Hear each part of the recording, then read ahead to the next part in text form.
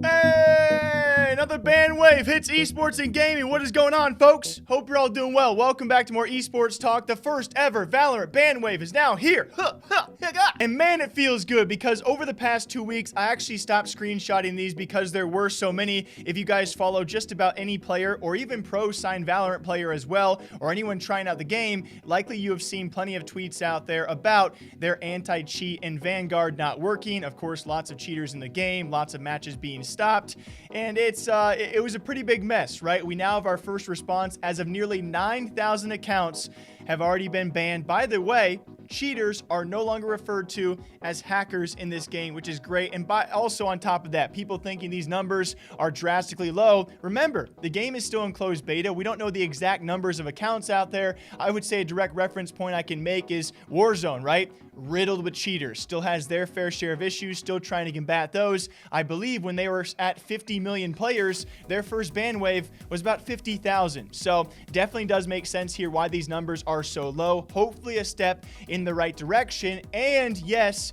you've probably seen plenty of complaints about false bans as well. But keep in mind, when someone says they've been falsely banned, you always, you can't trust everyone, but certainly I've seen enough of these where yes, if you're going to ban 9,000 accounts in closed beta, you will catch quite a few that probably were not cheating, especially when you try and figure out your anti-cheat in the first place. Remember guys, a couple weeks back, Mixedwell, former Counter-Strike pro, probably going to be switching to Valorant, he plugged in his iPhone charger to his computer and also got Vanguarded, whatever you want to call it. I don't want to call it VAC'd because that just seems wrong. So obviously the anti-cheat is going to have its issues. You guys have to trust the process. There are plenty of people who are not fans of Valorant saying, oh my gosh, you can't stop cheaters. This is so few, so many false bans. This is a step certainly in the right direction. As we go, I am very, very certain Riot Games will figure this out slowly but surely. Keep in mind when it comes time, at least they had an anti-cheat in the first place. Now, I'm not going to dive into the debate of the anti-cheat itself, guys, but at least they had one